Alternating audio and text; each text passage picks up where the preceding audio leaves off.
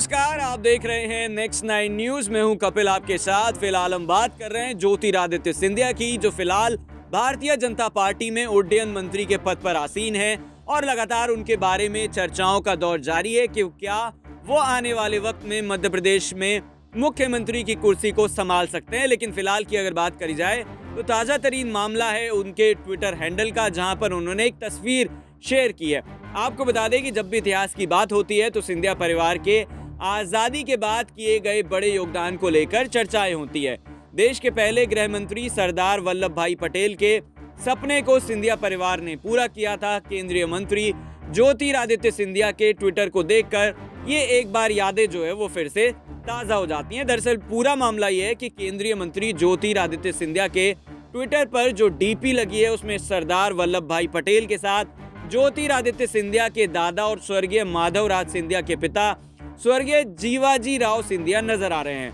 पूर्व विधायक राजेंद्र भारती के मुताबिक ये जो चित्र है आजादी के बाद देश के पहले गृह मंत्री सरदार वल्लभ भाई पटेल के सपने को पूरा करने के बाद का है।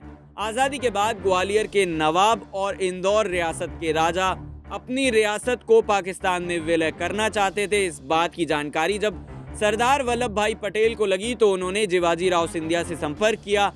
तत्कालीन गृह मंत्री सरदार वल्लभ भाई पटेल ने पूरी जिम्मेदारी के साथ जीवाजी राव सिंधिया से वादा लिया कि दोनों रियासत भारत में ही रहेंगी, इसे किसी भी कीमत पर पाकिस्तान में जाने नहीं दिया जाएगा। जीवाजी राव सिंधिया ने वादा करते हुए बड़ौदा के राजघराने के गायकवाड़ परिवार के तत्कालीन मुखिया और देवास के पवार राजघराने के मुखिया को साथ लेकर दोनों रियासत के प्रमुख लोगों से बातचीत की और पाकिस्तान में विलय जो करने का विवाद शुरू हुआ था उसे खत्म करवा दिया। पूर्व विधायक राजेंद्र भारती के मुताबिक आजादी के बाद जब इंदौर और भोपाल रियासत भारत के साथ ही रही तो सिंधिया परिवार को नहीं बल्कि ये देश की बड़ी जीत मानी गई और इस दौरान कई बार सरदार पटेल से जीवाजी राव सिंधिया की मुलाकात हुई और इसी दौरान ये चित्र लिया गया था। आपको बता दें कि आजादी के बाद मदद के लिए कई तरह के कदम उठाए गए। पूर्व विधायक राजेंद्र भारती के मुताबिक आजादी के बाद सिंधिया परिवार ने तत्कालीन सरकारों के आदेश पर आर्थिक मदद के लिए भी कई कदम उठाए।